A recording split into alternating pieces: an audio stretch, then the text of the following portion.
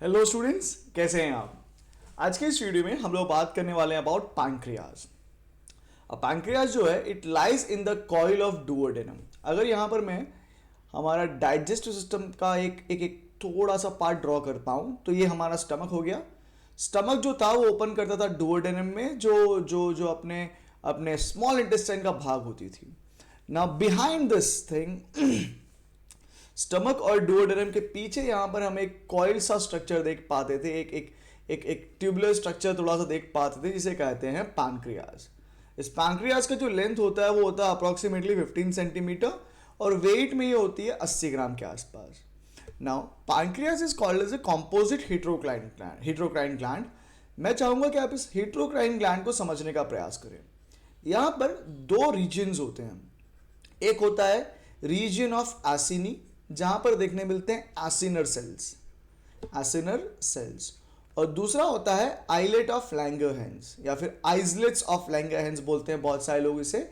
अब इन islet of Langerhans की आप अगर बात करोगे तो इसको ढूंढा गया था पॉल लैंगरहैंस के द्वारा। Let me change the colour and या it was identified by Paul Langerhans and this was done in year 1869। इन्होंने देखा आइलेट ऑफ लैंगरहैंस के अंदर तीन प्रकार की सेल्स हुआ करती थी। कुछ थी अल्फा सेल जो अप्रोक्सीमेटली 10 से 20% थी टोटल सेल मास जो था आइलेट ऑफ लैंगरहैंस का। कुछ सेल्स थी जो थी बीटा सेल्स। ये बीटा सेल्स थी approximately 70 to 80% of all the cells which were present in the islet of Langerhans. फिर आई हमारे पास में डेल्टा सेल्स। डेल्टा सेल्स जो थी वो थी तकरीबन 5% के आसपास। नाउ समझने वाली बात और मजेदार बात क्या थी कि ये जो एसिनर सेल्स हैं स्टूडेंट्स, ये एसिनर सेल्स जो है ये फॉर्म करती हैं क्या? ये फॉर्म करती है पैनक्रियाटिक जूस। ये फॉर्म करती हैं पैनक्रियाटिक जूस। अब पैनक्रियाटिक जूस जो था वो अपने को पता है it doesn't enter into the blood stream, it enters instead into the duodenum. Basically वो हमारे पेट के अंदर से हमारे डुओडेनम स्मॉल इंटेस्टाइन के अंदर एंटर कर जाता था, ब्लड में नहीं जा रहा है। तो ये जो पार्ट है एसिनी का वो एक्सोक्राइन है, बिकॉज इसके जो सिक्रीशन है वो ब्लड वेसल्स में एंटर नहीं कर रहे हैं। ये आइलेट ऑफ लैंगरहैंस जो है जिसके अंदर तीन प्रकार की सेल्स हमने देखी, ये अपना सिक्रीशन जो था वो ब्लड में डालती थी और इसी वजह से ये एंडोक्राइन पार्ट बन जाती थी। तो एक पैंक्रियास जो है वो ऐसा टिश्यू है, वैसा ऑर्गन है जिसका एक पार्ट जो है वो एक्सोक्राइन की तरह बिहेव कर रहा है। तो let me put it here and या it behaves as a exocrine gland, जबकि का आइलेट ऑफ लैंगरहैंस जो है वो बिहेव करता है एज एंडोक्राइन ग्लैंड। अब क्योंकि ये ऑर्गन दोनों ही ग्लैंड की तरह बिहेव कर रहा है, एक्सो और एंडो, मैं इसे कंपोजिट हेट्रोक्राइन ग्लैंड कह देता हूं। Now let us try to have an understanding of these three cells and their secretion and their deficiency से क्या क्या प्रॉब्लम्स हो सकती हैं। तो सबसे पहले हम बात करेंगे about the alpha cells. We will talk about the alpha cells. अब अल्फा सेल्स की अगर आप बात करते हैं तो बेसिकली इनका नेचर अगर आप देखेंगे तो नेचर वाइज ये होती हैं acidophilic, right. They are acidophilic, इनको एसिड से बहुत लगाव है। और दूसरा बहुत काम की चीज, इनके द्वारा जो हार्मोन प्रोड्यूस किया जाएगा स्टूडेंट्स वो होगा ग्लूकागॉन। क्या होगा? ग्लूकागॉन। नाउ ग्लूकागॉन जो हार्मोन है students that is a peptide hormone. It is a peptide hormone. और अगर मैं इसके अंदर बात करूंगा कितनी अमाइनो एसिड्स मिल जाएंगी मुझे as many as 20 amino acids यहां पर देखने मिल जाएंगी। ठीक है। इस ग्लूकागॉन को जो सबसे पहली दफा आइसोलेट किया गया था, तो फर्स्ट आइसोलेशन जो इसका हुआ था वो हुआ था by somebody called as Kimball and Murlin. Kimball and Murlin ने इसको सबसे पहले दफा आइसोलेट किया था। और ये जो आइसोलेशन था ये क्रिस्टलाइज्ड फॉर्म में था। ठीक है। ये जो फर्स्ट आइसोलेशन किया गया था किम्बल और मर्लिन के द्वारा, वो क्रिस्टलाइन फॉर्म में इन्होंने हमारे जो ग्लूकागॉन थे उसको आइसोलेट करा। नाउ ग्लूकागॉन जो होता है, देखो ग्लूकागॉन जो होता है वो होता है glycogenolytic. It is glycogenolytic. Glycogenolytic. Now I would want you to understand these terms. I would want you to understand these terms. देखो ग्लाइकोजन, ग्लाइकोजन मतलब क्या होता है? अगर ये मेरा लीवर है, अगर ये मेरा लीवर है, तो मेरे लीवर जो है, लीवर क्या करता है? लीवर के पास ये एबिलिटी होती है कि वो अपने अंदर खाने को, जो जो शुगर्स थी बेसिकली, उसको स्टोर कर सकता था in the form of glycogen. ये बात हमें पता भी है कि ग्लाइकोजन जो होते हैं वो क्या होते हैं? वो एनिमल के अंदर स्टोर्ड फूड होते हैं. अगर मैं प्लांट्स की बात करता, तो वहां पर स्टार्च हो जाता. तो ग्लाइकोजन हमारे अंदर स्टोर्ड फूड था. ये glycogen as and when needed convert कर लिया करता था अपने आप को ग्लूकोज में, और इसके लिए ये ग्लूकागॉन का एक्शन बड़ा अनिवार्य था, बड़ा ज़रूरी था. तो ये जो प्रोसेस होती है जिसके द्वारा ग्लाइकोजन अपने आप को ब्रेक डाउन करके ग्लूकोज बनाता हो, ओनली इन लिवर. ठीक है, ओनली इन लिवर. ये जो ग्लाइकोजिनोलाइटिक हो रहा है ये लिवर में हो रहा है, मसल्स में नहीं हो रहा. तो मैं यहाँ पे ब्रैकेट में डाल देता हूँ, नॉट इन मसल्स. तो ये जो प्रोसेस होती है जिसके द्वारा ग्लाइकोजन अपने आप को तोड़ के ग्लूकोज बनाता हो by the action of glucagon, उसे कहा जाएगा ग्लाइकोजिनोलाइसिस. ठीक है. दूसरा अब क्योंकि ग्लूकोज जो था वो नया बन रहा था, और ग्लूकोज बनने के बाद कहाँ जाएगा आपकी ब्लड स्ट्रीम में जाएगा. ये ग्लूकोज जो है ये ब्लड स्ट्रीम में एंटर करेगा. अब ब्लड स्ट्रीम में ग्लूकोज एंटर करेगा तो आप देखोगे क्या, ग्लूकोज का लेवल जो था वो ब्लड के अंदर बढ़ने लगेगा. तो इस इवेंट को हम लोग कह रहे हैं हाइपरग्लाइसीमिया. तो हाइपरग्लाइसीमिया के लिए दो चीज़ें रिस्पॉन्सिबल होती हैं. ठीक है, हाइपरग्लाइसीमिया के लिए यहाँ पर दो चीज़ें रिस्पॉन्सिबल होती हैं. पहला तो ग्लाइकोजिनोलाइटिक, जिसने ग्लाइकोजन के दरमियान, ग्लाइकोजिनोलाइसिस जो था जिस दरमियान ग्लाइकोजन टूट करके ग्लूकोज बना. दूसरी एक और प्रोसेस आएगी यहाँ पर बच्चों, उसे हम लोग क्या कहेंगे? ग्लूकोनियोजेनेसिस. अब ग्लूकोनियोजेनेसिस क्या होता है? देखिए, यूजुअली आप देख रहे थे जनरली ये जो ग्लाइकोजिनोलाइटिक प्रोसेस की मैंने बात करी, उस दरमियान glycogen which is a carbohydrate itself is breaking down into glucose, जो कि का एक दूसरा कार्बोहाइड्रेट है. बट अगर मैं ग्लूकोज बनाता हूं by the action of biomolecules other than carbohydrate, मतलब अगर ग्लूकोज मैंने बनाया है फ्रॉम दीज प्रोटीन्स, या फिर मैंने ग्लूकोज फॉर्म कर दिया फ्रॉम दीज लिपिड्स, तो ये दोनों ही क्या है? नॉन कार्बोहाइड्रेट मॉलिक्यूल्स हैं, या फिर नॉन ग्लूकोज, या फिर नॉन शुगर मॉलिक्यूल्स हैं. तो इससे अगर मैं ग्लूकोज बनाता हूं तो उस फिनोमेना को कहा जाएगा क्या? ग्लूकोनियोजेनेसिस. तो दोनों ही केस में जो ग्लूकोज फॉर्म हो रहा है, चाहे वो ग्लाइकोजिनोलाइसिस के द्वारा हो, चाहे वो ग्लूकोनियोजेनेसिस के द्वारा हो, वो ब्लड के अंदर जाएगा ग्लूकोज, और ब्लड के अंदर ग्लूकोज की मात्रा बढ़ेगी, आपको कंडीशन हो जाएगी हाइपरग्लाइसीमिया. ठीक है, चलिए. नाउ आपको एक चीज ध्यान रखनी है, ग्लूकोज बढ़ रहा है आपके ब्लड वेसल्स में. ठीक है, ये जो ब्लड वेसल्स थी, उन ब्लड वेसल्स के अंदर ग्लूकोज बढ़ रहा है. अब ये जो ग्लूकोज ब्लड वेसल्स के अंदर बढ़ा, वो यूज किया जाना था इन सेल्स के द्वारा. बट होता ये था, with the increased level of glucose in the blood vessels, the uptake and the utilization is reduced. समझे आप? अपटेक एंड यूटिलाइजेशन जो है वो क्या हो गया? रिड्यूस हो गया. मतलब ग्लूकोज होने के बावजूद ब्लड में हमारे सेल्स उसको यूटिलाइज नहीं कर पा रहे हैं, अंदर नहीं ले पा रहे हैं. ठीक है, तो क्या होगा? एनर्जी जितनी बननी थी उतनी बन पाएगी नहीं. उतना हम लोग देखेंगे कि फूड होने के बावजूद हम हमारी जो सेल्स हैं उसको यूटिलाइज न करके एनर्जी नहीं बना पाएंगी. ठीक है, तो ये एक प्रॉब्लमैटिक समस्या थी ग्लूकागॉन के होने की वजह से. दूसरा, जब आप बात करोगे तो आपको समझना पड़ेगा कि ये जो है ये है लिपोलाइटिक. अब लिपोलाइटिक का जैसे मैंने आपको बताया, जब ग्लूकोनियोजेनेसिस के बारे में जिक्र किया तो आपको समझाया क्या कि लिपिड्स और प्रोटीन को तोड़ के ग्लूकोज बना सकते हैं. तो लिपिड जब टूटता है ना, तो लिपिड का, और लाइटिक मतलब ब्रेकडाउन, लिपिड के ब्रेकडाउन को लिपोलाइटिक कहेंगे, लिपोलाइसिस कहेंगे, and it is brought about by glucagon. ठीक है, अब एक बहुत काम की चीज़ बता रहा हूँ मैं आपको. अगर आप एक एग्जाम पॉइंट ऑफ व्यू से देख रहे हैं, एक बहुत इंपॉर्टेंट पॉइंट, तो आपके पास अगर कोबाल्ट क्लोराइड है, अगर आपके पास में कोबाल्ट क्लोराइड है, तो तो आप देखोगे क्या कि आपके जो अल्फा सेल्स है ना वो डैमेज हो जाएंगे। तो cobalt chloride can have a damaging और detrimental effect on the alpha cells of your islet of Langerhans in pancreas. ठीक है, चलिए आगे बढ़ते हैं और बात करते हैं दूसरे प्रकार की सेल्स के बारे में। ये जो दूसरे प्रकार की सेल्स है स्टूडेंट्स, वो है बीटा सेल्स, वो है आपकी बीटा सेल्स। अब बीटा सेल्स क्या होती है? जैसे अल्फा सेल जो थी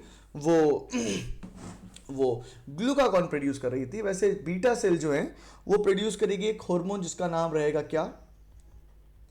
इंसुलिन। आपने बहुत सारे लोगों ने इंसुलिन के बारे में सुना होगा और पर्टिकुलरली इस कंडीशन के बारे में भी सुना होगा, डायबिटीज। तो इंसुलिन जो है वो डायबिटीज के साथ बहुत ही क्लोजली एसोसिएटेड है। अगर आप इंसुलिन की बात करते हैं तो इंसुलिन के अंदर आपको दो मिनरल एलिमेंट देखने मिल जाएंगे। एक आपको देखने मिल जाएगा जिंक और दूसरा आपको देखने मिल जाएगा सल्फर। तो ये एग्जाम के पॉइंट ऑफ व्यू से एक इंपॉर्टेंट पॉइंट बन जाता है कि इंसुलिन जो है उसके स्ट्रक्चर में आपको जिंक और सल्फर देखने मिल जाते हैं। जैसे जैसे अल्फा सेल्स में से जो ग्लूकागॉन मिल रहा था उसको सबसे पहले आइसोलेट किया गया था किम्बल और मर्निल के द्वारा, यहां पर बीटा सेल्स जो थी उसमें से मिले हुए इंसुलिन को सबसे पहले दफा आइसोलेट किया गया था by somebody called as Banting and Best. Banting and Best ने क्या करा था, इन्होंने क्रिस्टलाइन फॉर्म ऑफ इंसुलिन को आइसोलेट किया था। तो लिख लिया जाता है isolated crystalline form of what? Insulin. ठीक है, इंसुलिन की अगर तुम बात करोगे तो इंसुलिन जो है यह एक ऐसा हार्मोन जिसके अंदर 51 अमाइनो एसिड्स होती हैं। अमाइनो एसिड्स होती हैं 51 और यहाँ पर 51 अमाइनो एसिड दो चेन में अरेंज होती हैं, दो चेन में अरेंज होती हैं, चेन ए और चेन बी। ए चेन के अंदर 21 अमाइनो एसिड्स होती हैं और बी चेन के अंदर 30 अमाइनो एसिड्स होती हैं। ये मैच्योर अमाइनो एसिड है ना, ये मैच्योर इंसुलिन की बात हो रही है। जो प्रो इंसुलिन होता है उसके अंदर एक और चेन होती है, चेन सी। तो जब हम उसका मैचुरेशन करवाते हैं तो चेन सी को रिमूव कर देते हैं। ठीक है, ऑलराइट, चलिए इतनी कहानी अगर समझ में आ गई आपको तो आप अब एक मेरी बात समझने का प्रयास करिएगा। ठीक है, ये जो बैंटिंग और बेस्ट थे उन्होंने इंसुलिन को आइसोलेट करा और आइसोलेट करने की वजह से इन्हें मिल गया नोबेल प्राइज। इन्हें क्या मिल गया? Nobel prize. यार इतना काम तो हमारे यहाँ पे जो दादा और ये जो नाना लोग होते हैं ये तंबाकू और वो जर्दा खा के ही कर देते हैं। ठीक है ना, उनको नोबेल प्राइज नहीं मिलता, इनको नोबेल प्राइज मिल गया इस काम के लिए ना। एक अंकल थे जिनका नाम था एफ सैंगर। एफ सैंगर ने क्या किया, इन्होंने मॉलिक्यूलर स्ट्रक्चर बताया। ठीक है, इन्होंने क्या करा, इन्होंने बताया मॉलिक्यूलर स्ट्रक्चर कैसा है, हमारा इंसुलिन जो है वो दिखने में कैसा है, वो कैसा लगता है। ठीक है, उसका मॉलिक्यूलर फॉर्मूला क्या है वो बताया एफ सैंगर ने।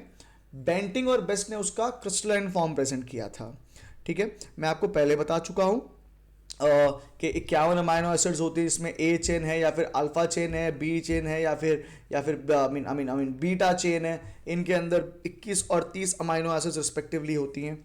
ठीक है, अब इसके फंक्शन की अगर मैं बात करूं कि किसी व्यक्ति के अंदर अगर इंसुलिन बन रहा है तो वो क्या करता है, तो आप देखिए ये व्यक्ति था जिसकी ये ब्लड वेसल्स हैं।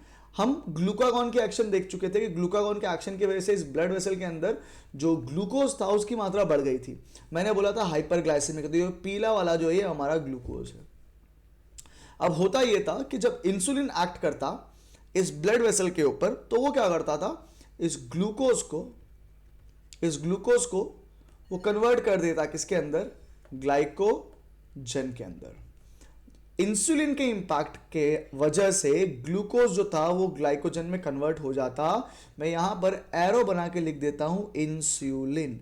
Insulin can act on the glucose and convert it into glycogen. और इस फिनोमेना को स्टूडेंट्स हम लोग क्या कहते हैं? हम लोग इसे कहते हैं, ग्लाइकोजन बन रहा है ना, तो glycogenesis, right? This is glycogenesis. Okay, now because glucose blood में से कम हो गया और ग्लाइकोजन बन गया था तो ब्लड के अंदर ग्लूकोज की अवेलेबिलिटी कम हो गई।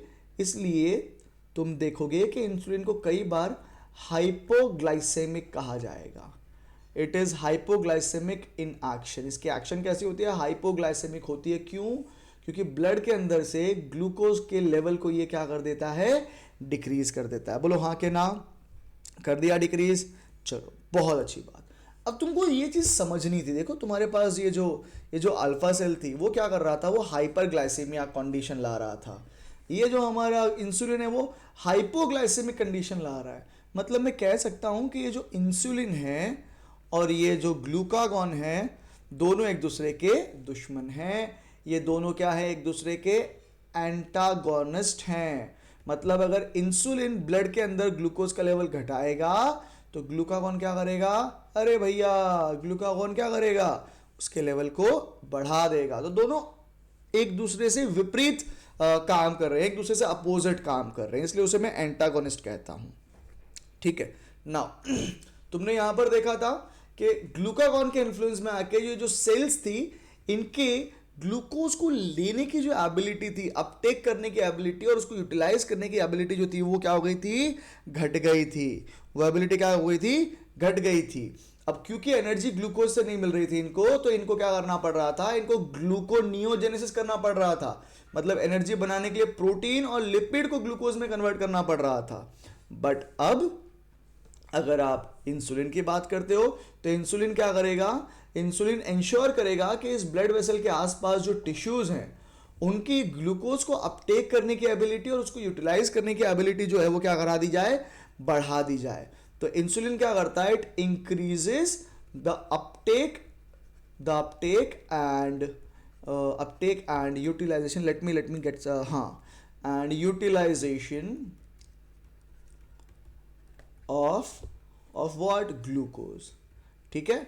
अब देखो अपटेक और यूटिलाइजेशन ग्लूकोज का बढ़ गया तो उससे क्या होगा, एनर्जी जो थी वो आसानी से बन जाएगी, क्रेब्स साइकिल वगैरह जो थी वो आसानी से हो जाएगी, ग्लाइकोलिसिस वगैरह जो थी वो आसानी से हो जाएगी।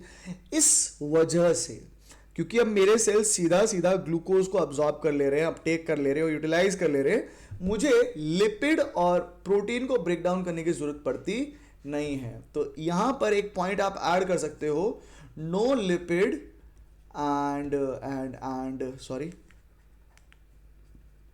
Protein breakdown necessary. तो ये एक पॉइंट जो है, ये देखो ये रिलेटेड हैं सारे। ठीक है। Protein necessary, yes, alright. तो ये जो पॉइंट है और ये वाला पॉइंट दोनों आपस में रिलेटेड हैं, इसलिए दोनों को साथ में लिख के बता दिया मैंने। ठीक है। Now what this can do is जैसे जैसे जैसे जैसे हमने देखा था कि ये क्या, ये हमारा लीवर हुआ। जब ब्लड के अंदर ग्लूकोज की मात्रा बहुत बढ़ जाती थी तो ये जो इंसुलिन है वो क्या करवाती थी, इस ग्लूकोज को कन्वर्ट कर देती थी ग्लाइकोजन में। इसको कन्वर्ट कर दिया जाता था ग्लाइकोजन में, और ये ग्लाइकोजन जो है ये मोस्टली स्टोर कर लिया जाता हमारे लीवर के अंदर। ठीक है। जब ग्लाइकोजन की मात्रा बहुत ज़्यादा बढ़ जाती, जब ग्लाइकोजन की मात्रा लीवर के अंदर बढ़ने लगती, ग्लूकोज की मात्रा ब्लड में बढ़ने लगती, तो इस ग्लूकोज को हम लोग सीधा सीधा कन्वर्ट कर सकते थे किसके अंदर, लिपिड्स के अंदर। ठीक है। लिपिड्स के अंदर कन्वर्ट कर दिया जाता था उसे। इसलिए आप कह सकते हो कि इंसुलिन जो है वो कैसा है, वो लाइपो या लिपोजेनिक है। क्यों है लिपोजेनिक, क्योंकि वो लिपिड बनवा रहा है। समझ में आ रही है बात बेटा। चलिए दूसरा अगर इंसुलिन बहुत ज़्यादा है, तो इंसुलिन हमेशा क्या इंश्योर करेगा कि ग्लूकोज जो है वो सलामत रहे, ग्लूकोज को तोड़ा नहीं जाए, ग्लूकोज को इनफैक्ट कॉम्प्लेक्स सब्सटेंस में कन्वर्ट कर दिया जाए, बट ग्लूकोज को तोड़ा ना जाए। तो what it will do is it will also ensure that it inhibits the breakdown of glucose. Breakdown of glucose को हम लोग क्या बोलते हैं, ब्रेकडाउन ऑफ ग्लूकोज को हम लोग बोलते हैं क्या, ग्लाइकोलाइसिस। तो ये अगर इंसुलिन रहेगा तो वो ग्लाइकोलाइसिस होने से भी आप देखेंगे कि रुकेगा। ठीक है। चलिए very good. Now if we talk about the disorders associated with insulin, और उसमें भी मैं समझता हूं क्या कि हाइपोसिक्रीशन की अगर मैं बात करूं, हाइपोसिक्रीशन ऑफ इंसुलिन हो रहा है, मतलब इंसुलिन कम बन रहा है। अब अगर इंसुलिन कम बनेगा तो इंसुलिन कम बनने पर इंपैक्ट क्या होगा, आपने देखा कि इंसुलिन क्या करता था, वो ग्लूकोज को कन्वर्ट कर दिया करता था इसके अंदर, ग्लाइकोजन के अंदर। बट अब क्योंकि इंसुलिन कम बन रहा है तो तुम देखोगे ग्लूकोज जो है वो क्या हो जाएगा, ग्लाइकोजन में कन्वर्ट नहीं हो पाएगा और ग्लूकोज का जो स्तर है वो धीरे धीरे बढ़ेगा और इस अवस्था को तुम क्या बोलोगे, हाइपर हाइपरग्लाइसीमिया। तो pretty much same as that of the glucagon, ठीक है, as that of the glucagon. अब क्योंकि इंसुलिन है नहीं तो हम देखते हैं इन ब्लड वेसल्स के सराउंडिंग में जो सेल्स होते उनकी जो परमिएबिलिटी थी ग्लूकोज के लिए वो घट जाती, उनकी परमिएबिलिटी ग्लूकोज के लिए घट जाती और ना तो वो इसको अपटेक कर पाते और ना यूटिलाइज कर पाते, ठीक है। तो तुम क्या देखते ब्लड के अंदर ग्लूकोज का लेवल बढ़ जाता और जब ये ब्लड फिल्टर होने के लिए किडनी में पहुंचता, जब ये ब्लड फिल्टर होने के लिए हमारी किडनी पे पहुंचता तो हम क्या देखते भैया, किडनी जो थी वो फिल्टर करने के बाद में यूरिन बनाती ब्लड को और अब यूरिन जो था उसके अंदर ग्लूकोज की मात्रा ज्यादा हो जाती है और उस कंडीशन को मैं क्या बोलता, ग्लाइकोजूरिया कहता। मतलब यूरिन के अंदर ग्लूकोज की मात्रा होनी चालू हो जाती, बढ़नी चालू हो जाती इनफैक्ट। बोलो हाँ के ना, ठीक है। नाउ कई बार ऐसा होता है कि हम देखते हैं कुछ व्यक्ति जो होते हैं उनके अंदर डेफिशिएंसी ऑफ इंसुलिन हो जाती है, ठीक है। इनके अंदर क्या होती है, डेफिशिएंसी ऑफ इंसुलिन हो जाती है। अब डेफिशिएंसी ऑफ इंसुलिन होने से क्या दिक्कत होती है या उससे क्या प्रॉब्लम हो सकती है। डेफिशिएंसी ऑफ इंसुलिन अगर होगा तो हम देखेंगे यूरिन जो होगा उसके अंदर ग्लूकोज की मात्रा क्या हो जाएगी, बढ़ जाएगी। यूरिन के अंदर ग्लूकोज की मात्रा बढ़ी हुई रहेगी और ऐसी कंडीशन को हम कह सकते हैं क्या, diabetes. We can call this condition as diabetes and particularly diabetes may be mellitus, diabetes mellitus, ठीक है। तो ये बेसिकली लिपिड मेटाबॉलिज्म के साथ में एसोसिएटेड डिजीज है, ठीक है। चलिए now one more thing I would want to tell you is ये जो व्यक्ति जो डायबिटिक होते हैं इनके साथ में दो बहुत बड़ी समस्या हो जाती है, इनके साथ दो बहुत बड़ी समस्या हो जाती है। वो क्या हो जाती है, इनको क्या है, प्यास बहुत लगती है, इनको जो है वो प्यास बहुत लगेगी और इस कंडीशन को हम लोग बोलेंगे पॉलीडिप्सिया। इसे हम लोग क्या बोलेंगे, पॉलीडिप्सिया, बहुत ज़्यादा प्यास लगेगी, वेरी थर्स्टी। दूसरा, इनको भूख भी बहुत लगेगी तो ये बन जाएंगे पॉलीफाजिया। भूख तो हमको भी बहुत लगती है ना, भूख तो हम लोग को भी बहुत लगती है बट हमें डायबिटीज़ नहीं है ना। प्यास हमको भी बहुत लगती है बट हमें डायबिटीज़ नहीं है, ठीक है। तो ये कुछ कॉम्प्लिकेशंस हैं अगर हाइपोसिक्रेशन होता है इंसुलिन का। उसके अलावा आप देखोगे रेटिनल डैमेज हो सकता है, ठीक है। रेटिनल जो है वो डैमेज, आपको रेटिनल डैमेज दिखने मिल जाएगा। उसके अलावा आप देखोगे अगर किसी व्यक्ति को अगर चोट लगी है तो उसकी जो चोट भरने की जो क्षमता थी, चोट जो वुंड हीलिंग जो प्रोसीजर थी, वुंड हीलिंग प्रोसेस या फिर वुंड हीलिंग जो टाइम था वो बहुत बढ़ जाता है। हीलिंग इज कॉम्प्रोमाइज्ड, बहुत ज़्यादा समय लगता है, कॉम्प्रोमाइज्ड, ठीक है ना। चलिए अब हमें ये जो था ये चीज़ समझ में आ गया कि भैया इंसुलिन को अगर कम बनाते तो क्या होता। फर्ज कर लेते हैं कि इंसुलिन ज़्यादा बनने लग जाता, मतलब अब क्या हो रहा है, हाइपर सिक्रीशन हो रहा है। अगर इंसुलिन का हाइपर सिक्रीशन होता तो उसका क्या इम्पैक्ट हो सकता है, आप देखोगे क्या कि इस ब्लड वेसल के अंदर जितना भी ग्लूकोज था उस पूरे के पूरे ग्लूकोज को ग्लाइकोजन में कन्वर्ट कर दिया गया। मतलब अब अवेलेबल ग्लूकोज जो है बहुत घट गया है। मतलब एक व्यक्ति क्या बन गया, हाइपोग्लाइसेमिक या फिर हाइपोग्लाइसीमिया हो गया उसको।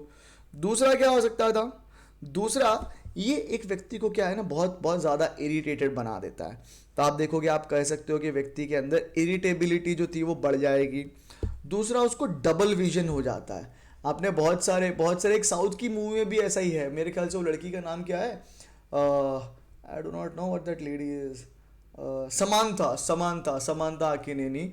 That girl no, she is in some movie, उसको चॉकलेट नहीं मिल रहा होता है, वो चॉकलेट के लालच में इतनी मतलब ये करने लग जाती है, उसको सब चीज़ें डबल दिखने लग जाती हैं। I mean everywhere she sees उसको सिर्फ चॉकलेट ही दिखता है। तो वो तो खैर अलग चीज़ है। खैर so there will be double vision in here. Apart from that आप देखेंगे क्या कि ऐसे लोगों को पसीना बहुत आ रहा होगा, और लास्टली आप देखोगे क्या, कुछ केसेस में अगर हाइपोग्लाइसेमिक कंडीशन ज़्यादा समय तक रहती है तो व्यक्ति कोमा में जा सकता है और बाद में फाइनली उसकी डेथ भी हो सकती है, ठीक है। नाउ मतलब इंसुलिन जो है एक मॉडरेट लेवल में ही होना चाहिए, बहुत ज़्यादा बहुत कम। इनफैक्ट या किसी भी चीज़ की जो कमी है वो बहुत ज़्यादा प्रॉब्लमेटिक हो सकती है। लास्टली मैं पहुंचता हूं डेल्टा सेल्स पर। अब अगर मैं आपके साथ डेल्टा सेल्स के बारे में बात करना चाहूँगा ना, तो ये प्रोड्यूस करते हैं क्या, ये प्रोड्यूस करते हैं एक हार्मोन जिसका नाम है सोमैटोस्टैटिन। जोमैटो नहीं है, ठीक है, सोमैटो है। सोमा का मतलब क्या होता है, बॉडी, और स्टैटिन का मतलब क्या, जो जो जो रुकवा दे, स्टैटिक जैसा कुछ जो रुकवा दे, बॉडी बॉडी के ग्रोथ को रुकवाने वाला जो जो हार्मोन होता है वो सोमैटोस्टैटिन होता है। ठीक है, इसे कई बार आप लोग GHRIH के नाम से जानते हैं, growth hormone release inhibiting hormone. ठीक है, ये जो है ये क्या है, ये है पैराक्राइन, ये है एक पैराक्राइन फैक्टर। देखिए पैराक्राइन का मतलब क्या होता है, कोई बता पाएगा, कोई बता पाएगा पैराक्राइन क्या होता है? पैराक्राइन क्या होता है, जैसे मानिए ये टिश्यू था और इसने इसने इसने कोई हार्मोन प्रोड्यूस करा तो इस टिश्यू के अंदर समझो ये वाली जो सेल थी, इसने ये हार्मोन प्रोड्यूस करा, तो ये नियर बाय सेल्स पे ही एक्ट करेगा और उनकी जो एक्शंस थी उसको कंट्रोल करेगा। तो मैं देख रहा था कि मेरे पैनक्रियास के ऊपर, तो भैया मैं तो आइलेट ऑफ लैंगरहैंस की बात कर रहा हूं, तो ये प्रोड्यूस कर रहा है पैराक्राइन फैक्टर। तो ये पैराक्राइन फैक्टर जो है दो चीजों को रेगुलेट करेगा या कंट्रोल करेगा। इनफैक्ट इसका जो है वो इनहिबिटरी एक्शन होता है ये अल्फा सेल और बीटा सेल को इनहिबिट करेगा अपने अपने फंक्शन से। तो अल्फा सेल जो ग्लूकागॉन बना रही थी और बीटा सेल जो इंसुलिन बना रही थी उसको काम करने से रोकेगा ये हमारा डेल्टा सेल का सोमैटोस्टैटिन। दूसरा ये कोलेजन फॉर्मेशन को स्टिमुलेट करता है, तो it stimulates the formation of collagen formation. आपको पता होना चाहिए कि कोलेजन फॉर्मेशन की बात, चलो कोलेजन की बात करूं मैं, कोलेजन जो है it is the most abundant protein on earth, it is most abundant protein, ठीक है, but only in the animal world. अगर आप पूरी धरती की बात कर रहे हो, पूरे एनिमल और प्लांट किंगडम दोनों को लेकर के बात कर रहे हो, तो उसके लिए आ जाएगा आपके पास Rubisco. Alright, so this is in this video students, I hope आपको समझ में आया होगा। If you find this thing useful, you can like the video.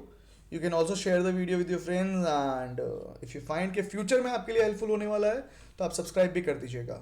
मिलते हैं अगले वीडियो में, तब तक के लिए अपना बहुत ध्यान रखें and God bless all of you. Bye.